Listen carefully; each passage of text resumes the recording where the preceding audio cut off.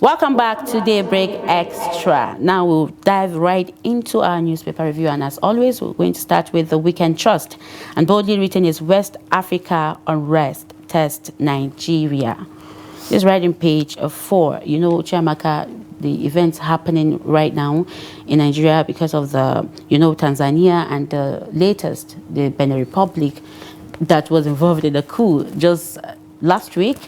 Yeah, Nigeria has porous borders. Well, okay, so for West Africa, it would mostly be the ones who have now left us. That's the Mali, Burkina Faso, and Niger. Burkina Faso and Niger and the Benin Republic. Yes, we share border with them. Yes. Now, for Benin Republic, which I was talking to someone yesterday, I was like, we had an interest in foiling these, what they call it, these coups. Was it in our own interest as a country, seeing that we're very close to Benin Republic? You understand? And is it in our own interest our borders, to have that? And so, how do we now, what they call it, do better?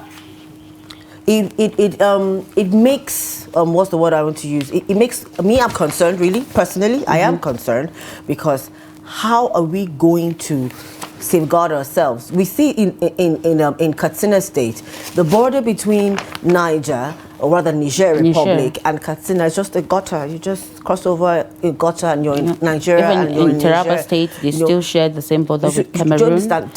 You see that Adamawa shares the same border with Cameroon. Cameroon is very, shares borders with a lot of states. So what are we doing as a country? How are we seeing to it as the supposed? Because right now we've now been relegated from the big brother, the giant of Africa, to the what they use for us, the something for West Africa. I mentioned Tanzania before. I wanted to say Burkina Faso because Tanzania is in East Africa and not West Africa. Yes. So you see, we as a country, we as the most populous black nation in the world, how are we seeing that these things that are happening? Even a few weeks ago, there was a coup attempt, the denials and the non-denials on both sides of the divide, but there was a supposed coup attempt in Nigeria, whether it's, true, allegedly, supposedly English, but we are even at, I don't think, we need to be careful. I think that's the best thing to say as a country. So it says, due to the geographical proximity between them, the countries that share borders with Nigeria through the states, there's usually a ripple effect when there is a major economic or political happening. Apart from that, Nigeria has remained a regional force within the sub-region and tries to act as a big brother interested in the overall well-being of the states in the region. Nigeria sent a fighter jet to monitor the Benin Republic crisis, and it ended up, lots of chaos around it. From the information I've got gathered, Benin Republic actually invited Nigeria, asked them to come in and solve the situation. I'm actually really glad. They were invited, actually. Yes. I'm actually really glad that the Benin situation was foiled, and we're not going to have another country going to a coup. Over in Guinea-Bissau, the president himself was the one who started the coup because since if I can't win and be the president, then why should somebody else be the president? So instead, I would go and do a coup. And unfortunately for him, it's turned out against him. And now he's having to go on exile away from his own country for something that he started. So us as West Africa, and I really hope that the ECOWAS,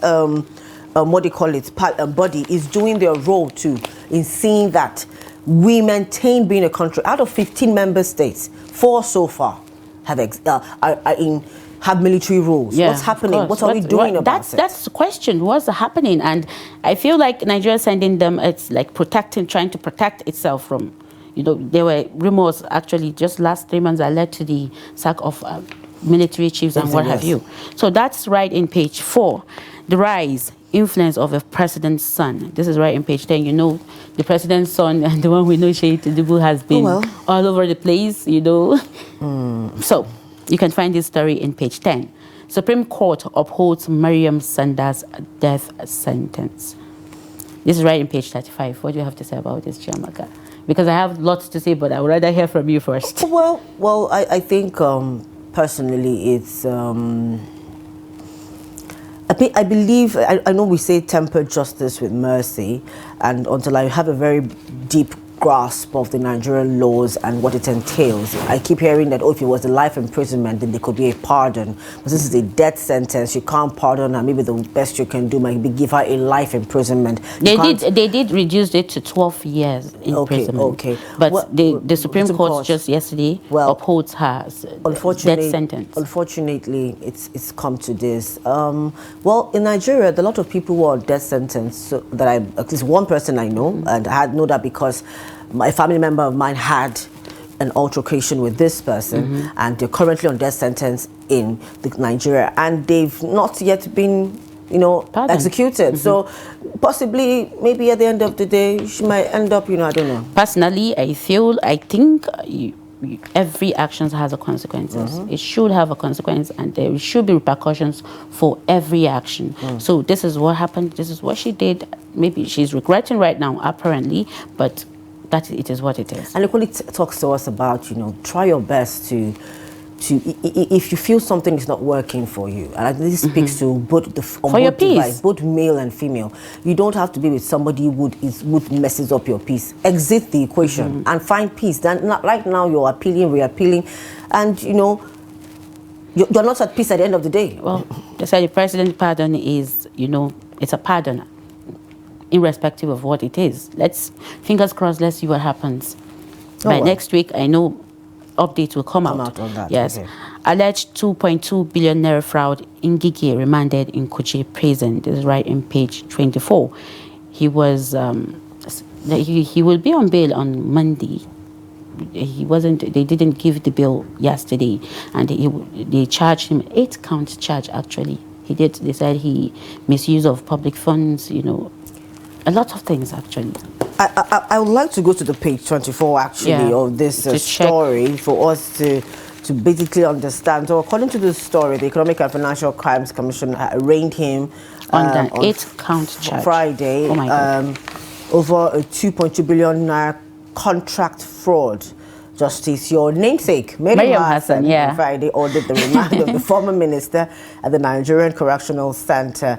He has pleaded not guilty to 8-count charge, but abuse of office and acceptance of gifts from contractors. I wanted to be certain exactly what his charges, if it was based on his role as a former governor, which is like eons away, and but I see as his role as he still had a problem with that, and he sorted it out, and now it's because of his role as a former minister, Buhari's minister, and a lot of people are saying this is loop-sided. Why are some people being, held accountable from EFCC and some are not? What do you think? Well, we won't say that. Maybe you can say that I really frankly can't say. He's still an APC party member, I believe. I believe so. So what could be said? Really, the party's fighting that's against its own. Allegedly, especially in social media, most Nigerians are saying right now. Well, let's allow, as you said earlier. Let's see what happens on Monday. Yes. So this is right in page 24. How Bachama Chobo relationship turned sour. Well, to see the story, you have to check page 28 of the Weekend Church, and that is it for the Weekend Church this morning. All right, we'll be going over to the Tribune for our other newspaper. And of course, right there, boldly in front. After Anambra, we won't lose any governorship election again. APC vows, saying it is determined to take Osun, charges Lagos, Edo, Ondo, Delta, Nasarawa governors, Yahaya Bello, to get it done. This is on page 3 of the Tribune, Saturday Tribune. Now, another story there. Let's talk about this. We saw that, first of all, I remember in Rivers, as of yesterday or so, or 2 days ago, yesterday, Fubara has finally defected to the All Progressives Congress. It came in very, I was really surprised. Why would you be surprised? I know how politicians go from one party to other, but with the events that happened, I personally expected that to happen. because I was surprised, actually. No, I wasn't surprised. That was the only logical thing that would have happened. All that drama about the state of emergency, as far as I'm concerned, was to get him to go back to APC. I thought he was going to fight it. Well, he has been fighting it, actually. Well, if you saw when he got the power back, did he look like a man that had any fight left in him? As far as I was concerned, I didn't think it did. My personal opinion, anyways. But that's it. But let's still talk about the way the APC is going about trying to turn Nigeria into a one-party state. They keep saying, "Oh, that's not what we're doing," but it's evident that's exactly what they're doing. You understand? And we see in Osun, the party didn't allow Adeleke to come in. They say no, they don't want him. He had to go back to an entirely new party. So he went to Accord. But talking about people getting justice or not, the Gige story, you can see from this story here that they're talking to Yahaya Bello to get it done. Yahaya Bello doesn't he have cases? He has cases. So that's exactly why Nigerians are feeling like it's lopsided. Wouldn't it be better to just, I know that the thing is innocent until proven guilty, as the case may be, but isn't it wise to say, okay, let's just stay away and let's get this done on our own? But that's what they want to do in the party APC. That's what they have decided to do. Unfortunately, the main opposition party, PDP, is no longer the main opposition party. And the PDP too are suffering from factions. You have two factions in the PDP. They are suffering from their own in-house drama. I personally don't understand what that means. You had the power in this country for 16 years, and somehow you can't just stay together.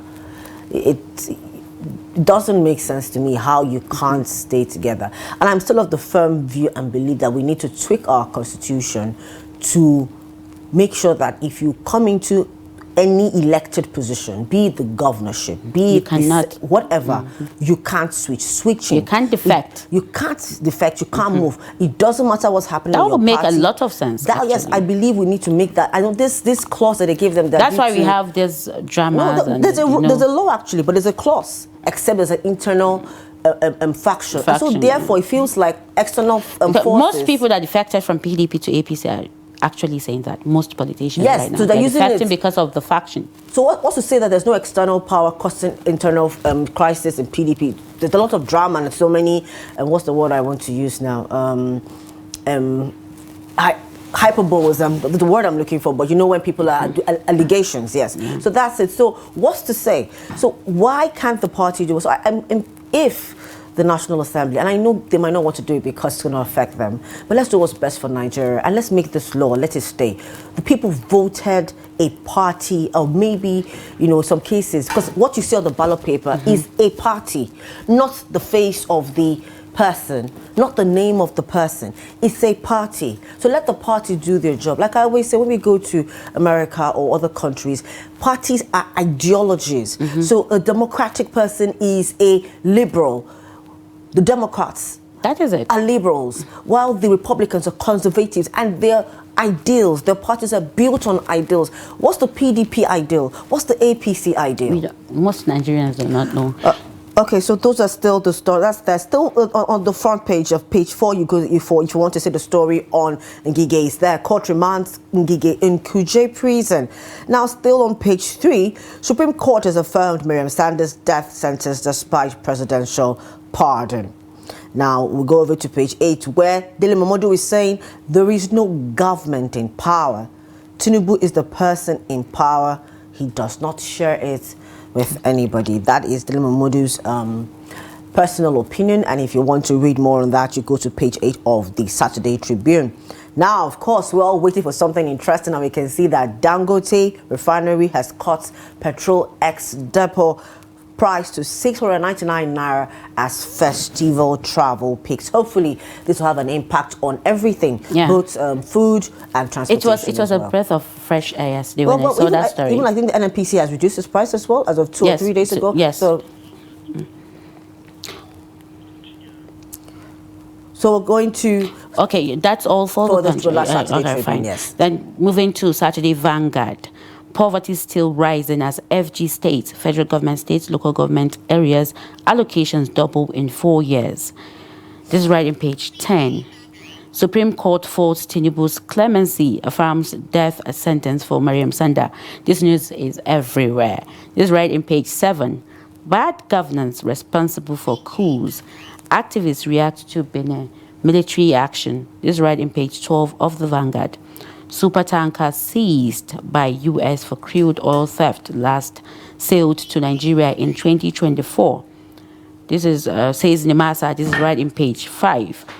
Eagle squad raises more questions than answers. This is right in page 18 of the Vanguard. Yes. Yeah. So no one will, in tax reforms, no one will touch money in your bank account, Oyedele assures Nigerians. This is right in page 8. You know, there's lots of speculations that even if you're jobless, once you put money in your account, it's going to be deducted. You're going to remove that tax. So you have to file your taxes. That's the most important But thing. now, Oyedele says no one will touch money in your bank account. And let's see how it goes. They say from the January next year, a lot of things are going to change when it comes to tax reforms in Nigeria. Well, relief for commuters as Ubasani maintains free CNG transport scheme. This is right in page 11. We're talking about Christmas, transport fares and what have you. And this is what the governor of Kaduna State has actually done. He is trying to maintain a free CNG transport scheme. Is it within Kaduna or inter? It has to be within Kaduna. Or even at that, he really tried. The southern Kaduna people are Christians, and this is going to help a lot when it comes to the festive celebrations. Well, that's the much that there is in the Saturday Vanguard this morning. We're moving over to the Saturday Punch. And as you can see there, on the major story there is planned Christmas Day attacks uncovered. That's on page 5. Oh. U.S. group says terrorists may hit Plateau, Benue, Kaduna. Alert doubtful. Don't create unnecessary panic, according to the presidency. Now, that's quite a security story there. The U.S. have been having some says in our security things in a while now. However, the presidency in Nigeria is saying that the alert is doubtful and they shouldn't create unnecessary panic. Well, just make sure you're safe. Now, police withdrawal. DSS officers lobby for VIP escort roles. I asked this question before. It's supposed to be the Department of Secret Service, but they changed the name to Department of State Security or something. And I think ever since then, they've not been secret. They keep changing their names. She said, ever since then, they've not been secret. That's very I believe they're meant to be the Secret Service of or that America has of Nigeria, but somehow they're always in the news. They're always out there. And I don't know, but I think there's an elite and a prestige about being in the DSS. They shouldn't be scouring for this. As far as I'm concerned, when the president, I'm sorry I'm going to take a time on this, brought about that issue on removing it, because the policeman's role is to safeguard Nigerians, citizens of Nigeria, taxpaying citizens. If a private citizen wants security, that is why there are private security companies. And as far as I'm concerned, with the new order from the president, it means that if you have the means and the licensing, go and float to a private security company, train people appropriately, and then you can, it helps the economy in the long run. So this is my firm personal belief. That's what I think. And I don't think that official places or official security agencies should be lobbying to secure private individuals or VIPs, as the case may be. Still in the Punch, Kwam1 loses group on Awujale store. That story you'll find there at Saturday Punch. Now, according to our president, there is no Christian Muslim genocide in Nigeria, and that you'll find in page 9. And another story is inside Nigeria's EFCC's growing wave of job seekers using stolen certificates. And of course, another story is ex-minister Ngige remanded over 2 billion naira fraud. And just at the bottom end of that paper is how I broke FUTA academic record with 4.98 CGPA, varsity best graduate, Akindombi.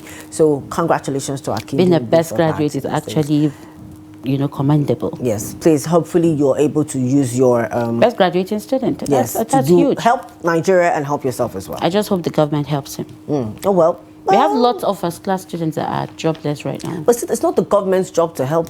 That's why I know, but I am just wishing. I hope something is done, because what do you call it? we have lots of, like I said, first class graduates. unemployment has eaten deep in Nigeria. You have no idea. So basically, it begs the question, your degree, is it just book knowledge or you actually have knowledge? So there's that too.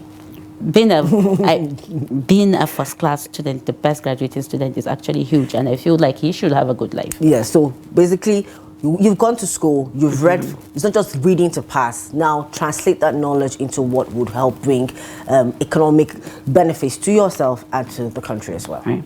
Well, that is it, right, for the newspaper review. Yes, that's it for newspaper review at this time. And when we come back from this short break, we'll be diving into our phone-in conversation. And of course, as my beautiful co-host here said earlier, this massive recruitment into the military, is it the right solution to insecurity in Nigeria? Please just stay with us. We'll be right back.